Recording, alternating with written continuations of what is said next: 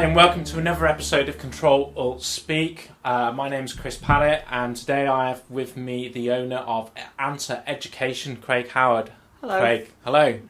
All right. It's hard to say ANTA, isn't it? Yeah, ANTA Education. So where did the name come from? I just made it up.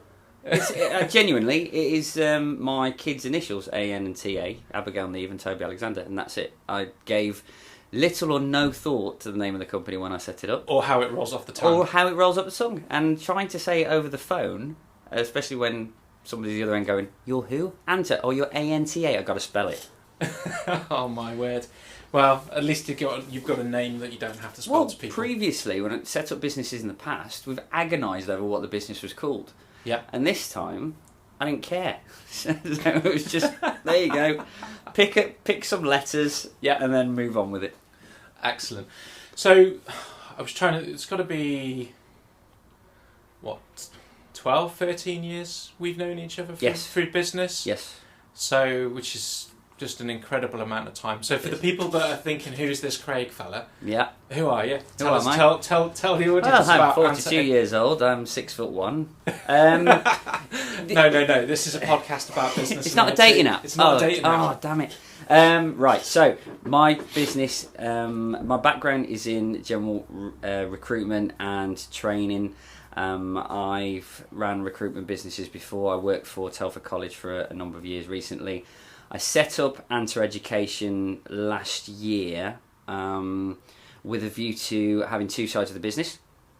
One was recruitment for further education, and the other was developing a training provision to help the unemployed, which is what I did at the college. 6 months into the business, COVID hit, so the recruitment side of the business nosedived. But luckily, it gave us the kind of focus to crack on with the training. And as a result, we've developed programs that support job seekers and people in the workplace, primarily around mental health, because, mental health we'll go into shortly. Okay, so let's talk about the business side of it first. Yep. So, year-olds. Yeah. Half of it during lockdown. Correct. Fundamental change in the business Mm-hmm. because of that. Mm-hmm. I mean, how hard was it trying to grow a young business through lockdown? Obviously, I'm guessing you were at home. Yeah, I mean, I was at home anyway, so the home working thing didn't really make a lot of difference. There wasn't a dramatic change in demographic other than sitting down and meeting people and having to use Zoom, Microsoft Teams, what have you. So my day-to-day didn't really change too much, but I'm very proactive when it comes to challenges, and I didn't dwell on the fact that we'd lost business. Thank God I'd had an idea in the past anyway, but my only focus was, what do we do now? Not worrying about where we were or what we've lost. It's what we do now, because the months leading up to it, I had to sort of split my time over doing the actual recruitment side, and what do we do with regards to training. So the actual planning for the training provision had stopped because the recruitment had taken up so much of my time. So it was literally worry about it for a couple of days. Okay, park that. Let's concentrate on what else we can do. And timing wise, I'd already applied for an ESF community grant through Landau, so I chased that up.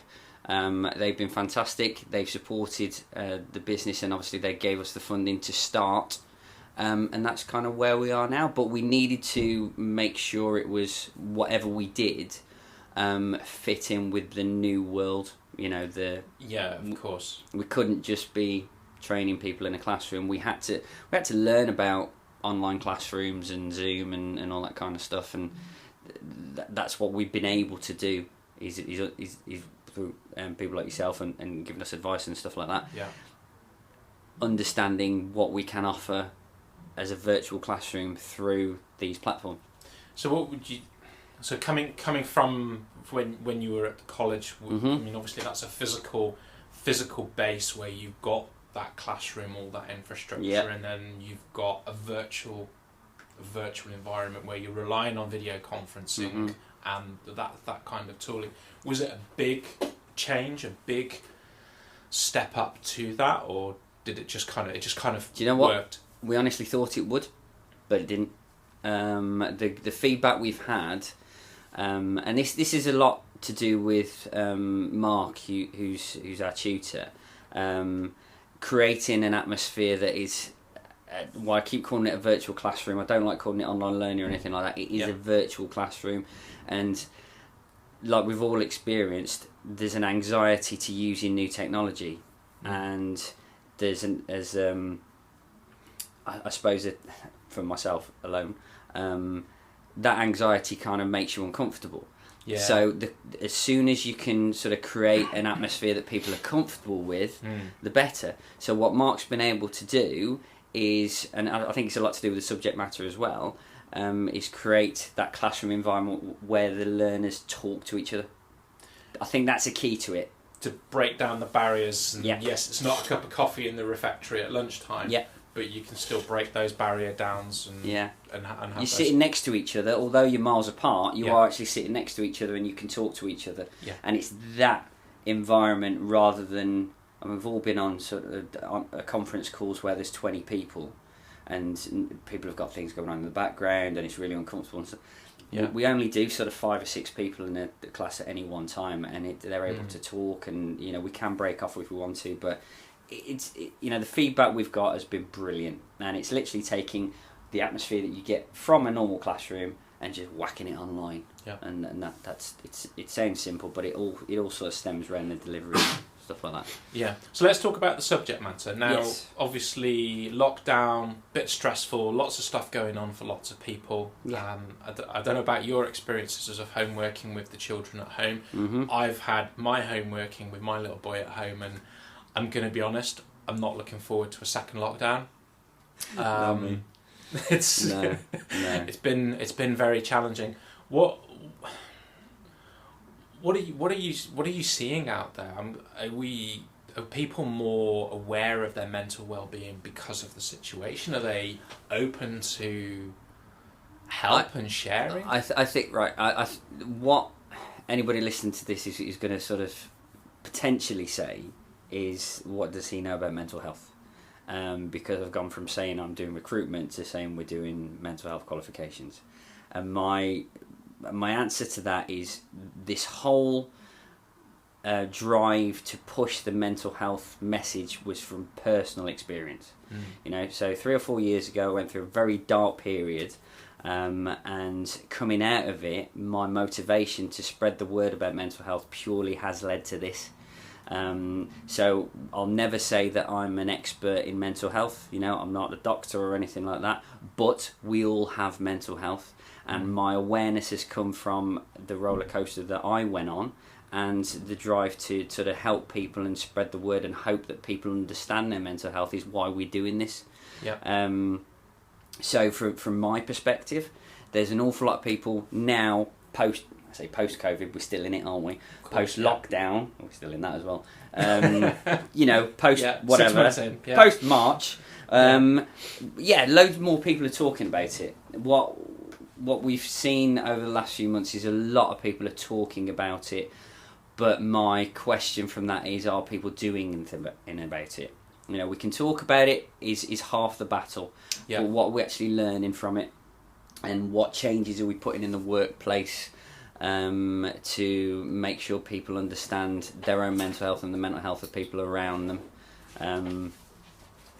Like I said, it's more in the public eye. Yeah. But for me, actually gaining education and things like that is as important as just a conversation.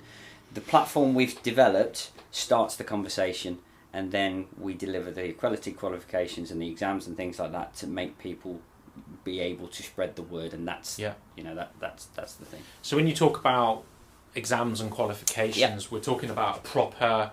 Recognised gold star. Mm-hmm. Yeah, it's all Highfield accredited. It's nothing. I don't get my kids to draw sort of crayon pictures in the kitchen and we hand those out. They are proper qualifications. Like I said, we're a Highfield accredited training provider. The qualifications that we're currently focusing on is the level 2 mental health awareness, and the level 3 mental health in the workplace, which is a management qualification. The level 2, it's only 5 hours, 5 guided learning hours. So we do a 5-hour workshop, and then from home or wherever's comfortable, they do a 30-minute exam, which is 15 questions, multiple choice, and it's all invigilated properly by Highfield. It uses an app on your phone and your camera on your tablet, where people at Highfield are monitoring you. So it's proper exam conditions. You point your phone in your ear to see that you're not being, you're not listening to somebody. You have to put your phone under your desk to make sure there's nobody hiding under there giving you answers. So it's done properly, and it's like I said, it's a proper qualification. And what Highfield have been able to do, which is fantastic, they're constantly developing technology to make sure we can continue to learn from home. Because what I'm worried about is that we do go into lockdown again properly. There is another spike. And the last thing we need to do is come out of this thinking, oh, we'll go back to classrooms now. And then the bottom falls out of it again. So the world that we're going into has to be COVID-proof, whether COVID's there or not. Yeah, absolutely right. And from our point of view, this whole work from home thing, we're not interested in work from home. We're interested in work from anywhere. Yeah. And having that resilience to be able to do that. And part of being able to work from anywhere, whether you're chained to the dining table with you at one end and the kids at the other, is you've got to be in a really sound place. Yeah. With your mental well-being. My method for homeschooling is don't do it.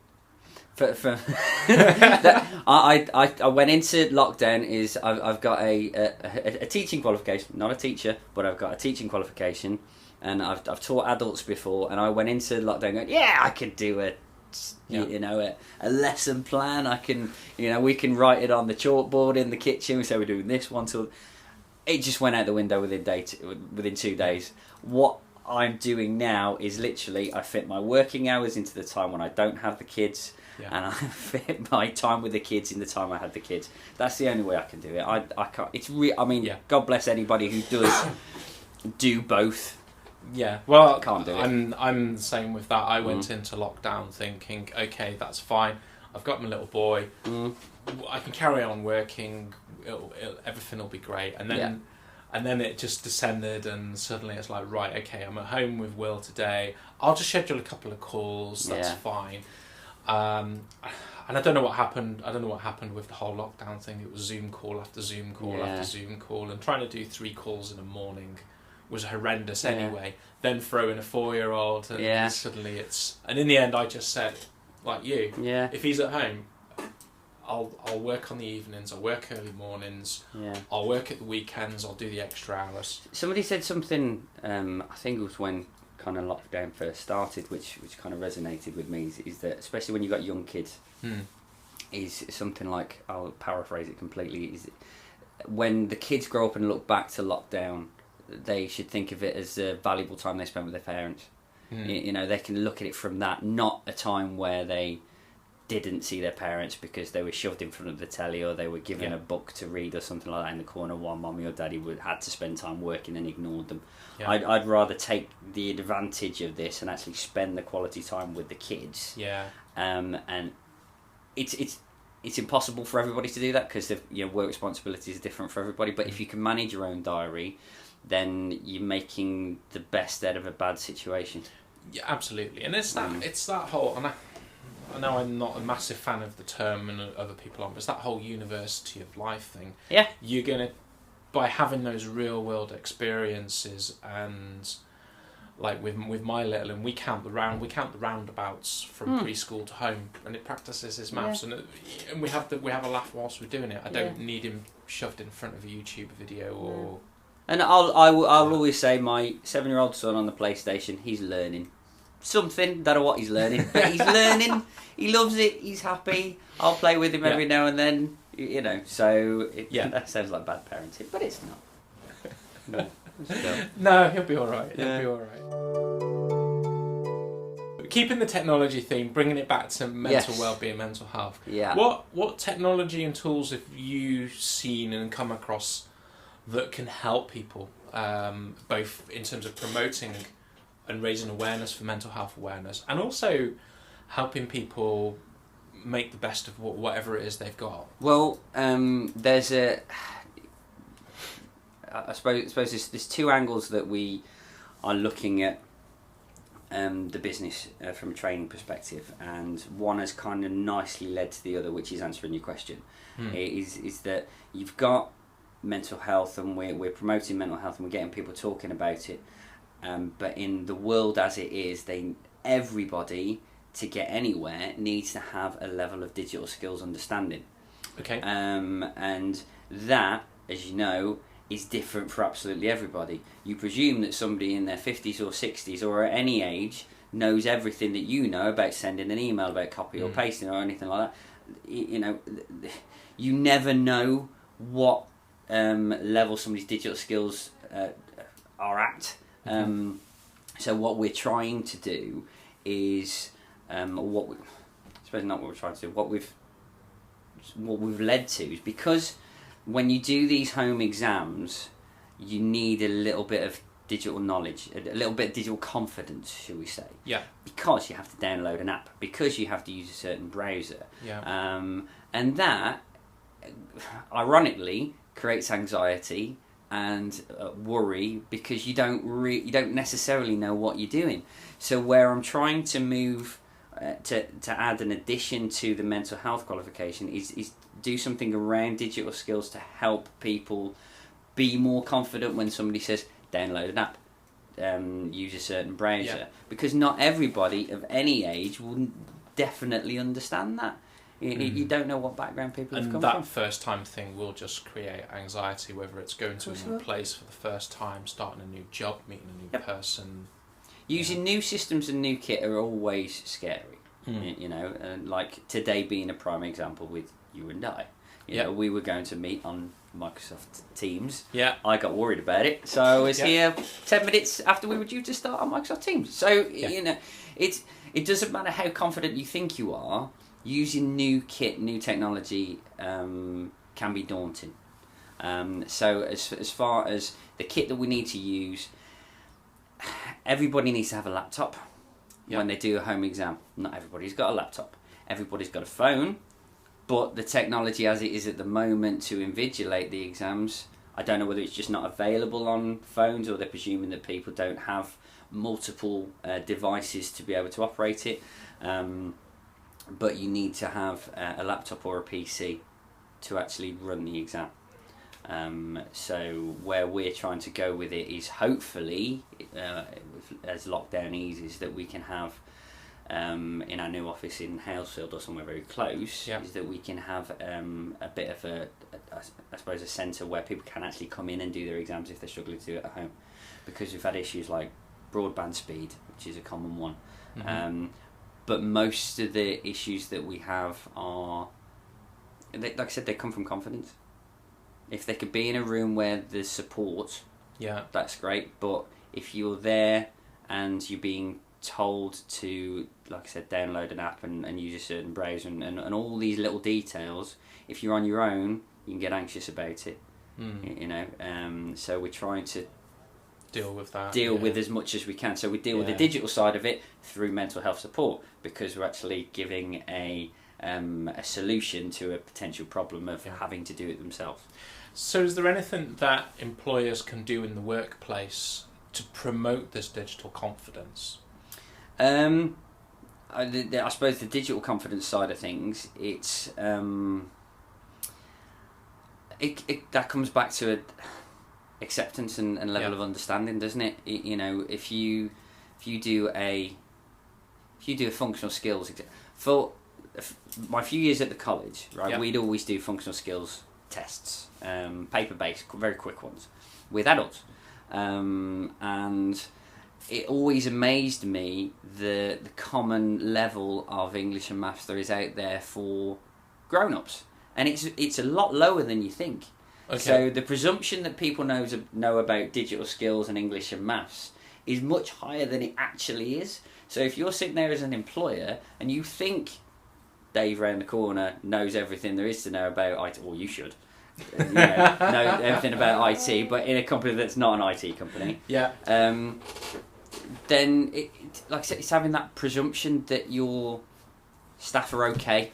That comes back to the mental health side of things. When you're doing the mental health level 3 qualification about the workplace and for managers, it's about understanding the people who work for you and listening to them and getting that I suppose support in place, and that all that comes from taking your time to understand what potential issues are, whether it's mental health, whether it's digital or anything like that. So as a manager, that's more about those softer skills, good listening or active listening, and actually being mindful of what's going on, and perhaps having a little bit of patience and tolerance and understanding to essentially coach and mentor the people that you've got working for you. Yeah, it's had a bit of care. But use the term softer skills. Yeah. But those are the skills that employers presume or managers presume that everybody has, but never presume that they do. You should never presume anything. No, you shouldn't presume anything, because you can have somebody who's highly intelligent, whoever the judge is of intelligence, but they might be really anxious about picking up the phone. They might be really anxious about face-to-face calling. You don't know. But until you have that conversation, how are you supposed to? No, and unless you know to have the conversation, how to have the conversation. It's having that at the forefront of your mind to actually go, right, okay, how am I going to have this conversation with the people who work for me? What platform do I give them to voice their concerns? Do I speak to them on a one-to-one basis so they're more comfortable in a group? There's lots of things you can do, but it's about understanding and knowing your staff. And that all stems back to that it's okay not to be okay piece, because it's making sure that your people know that they can have that open conversation with you without the judgment, without fear of discrimination or anything like that, because we've all got stuff going on. We all have mental health. We all have elements of mental ill health. We go through certain things, but it's how we talk, not just on this, but how we've talked about mental health generally and our own mental health isn't something we could have done 10 years ago when we first met. And that's what going back to how much people are talking about mental health. When we've said this before, we're in a key dangerous demographic as blokes at our age. Like higher rates of suicide and things like that. And it's not a surprise, because nobody talks about it. Well, more people are talking about it now, when you got like David Beckham and Prince William and all that kind of stuff actually openly talking about it. But what David Beckham said recently was when he got the red card in the World Cup in 1998, he didn't talk about it. And everybody, I'm not as guilty as some people, but I wasn't happy with him, but a lot of people weren't. But the actual mental stress that he went through was unfair, but he couldn't talk about it then. But if something like that happened to a player now, can you imagine the uproar? If yes, people would send tweets to him and all that kind of stuff, but the overwhelming message would be, whoa, no, you think of his mental health, and that's a good thing. That's a very good thing, but there still isn't enough.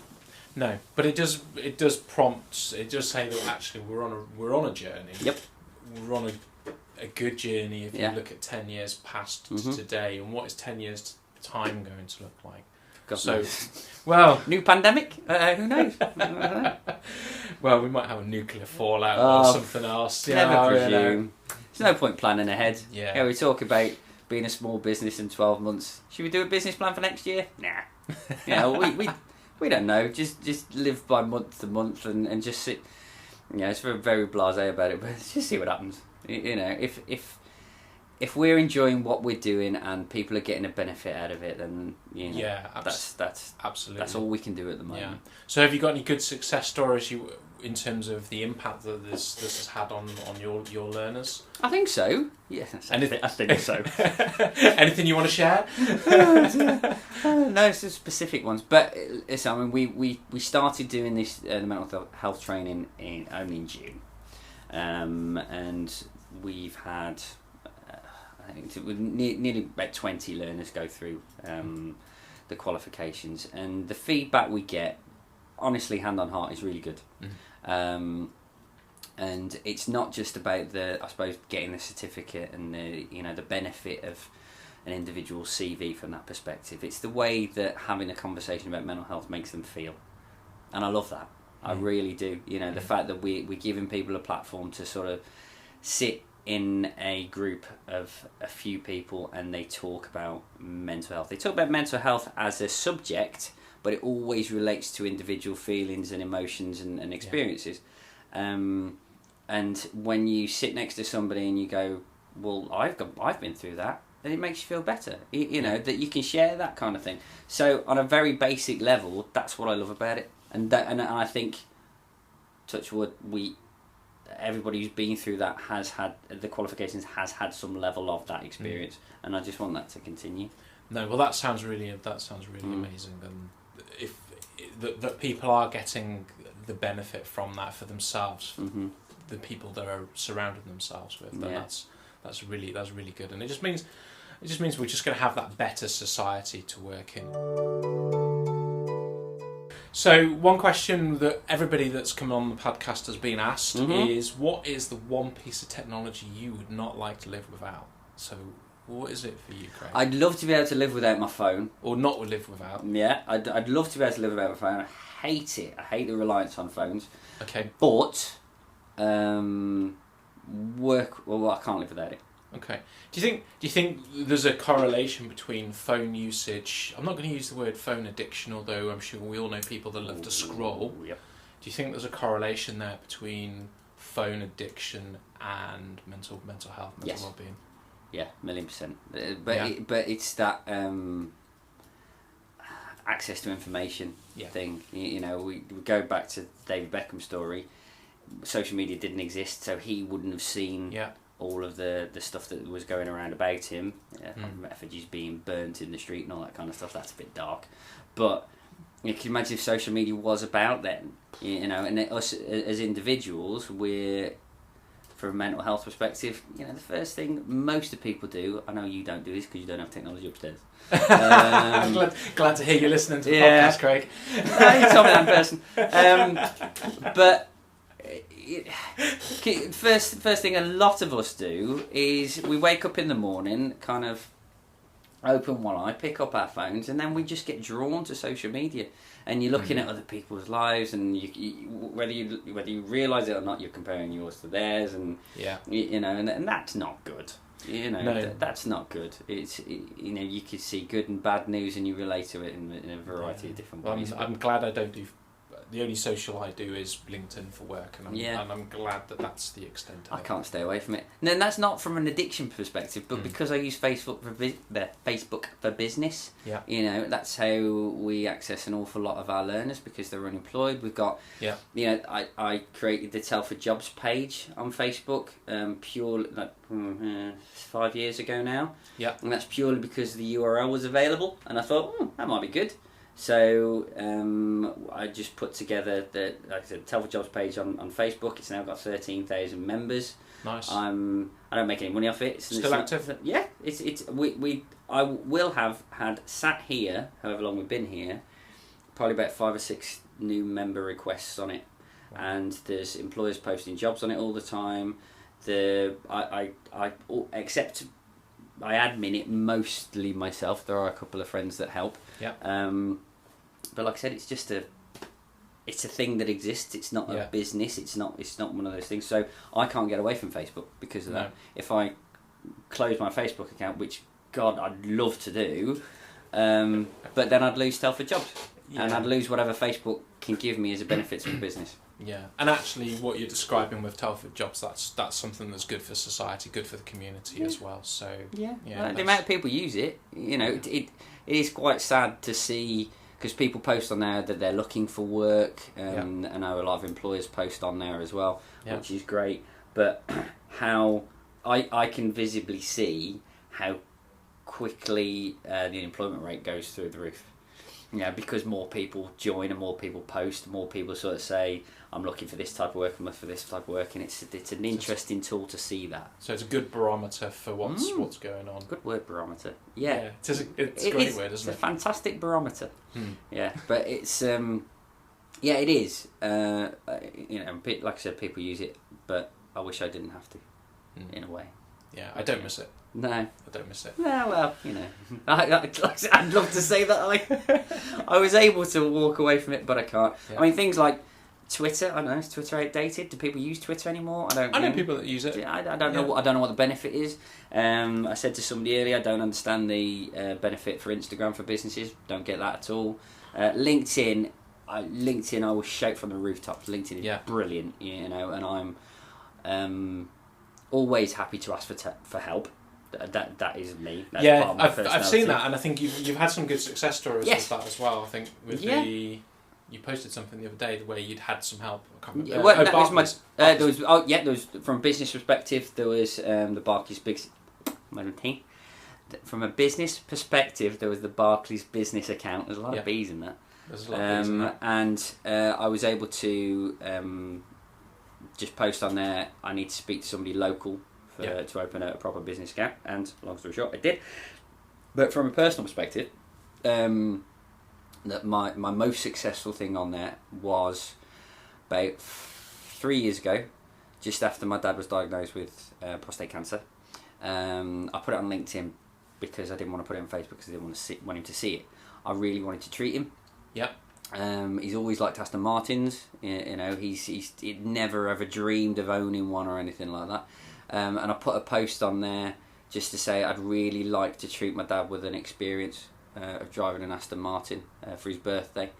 And the post got shared so many times. There was thousands of interactions on it. And we ended up with a company in Bristol said, come down, bring your dad, you can drive an Aston Martin DB9 and Aston Martin Vantage, and we paid a couple of £100 for it, but nothing like you'd expect, and we had them for the day.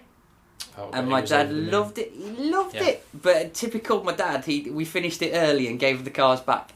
Because he's just like, no, that's enough now. He's just, there you go. You can have the cars back now because I don't want to, I don't want to take the mickey. It's like that. They've given us the cars, but no, it was fantastic. But that's the power of social media. That's the positivity of social media, which I love that element of it. And I'll always, like I said, LinkedIn specifically is good for that. It's great for business. It's good for some personal stuff as well. Yeah, there's a time and a place, and the LinkedIn police might not thank us for saying this. It's not Facebook. It's not Facebook, but it's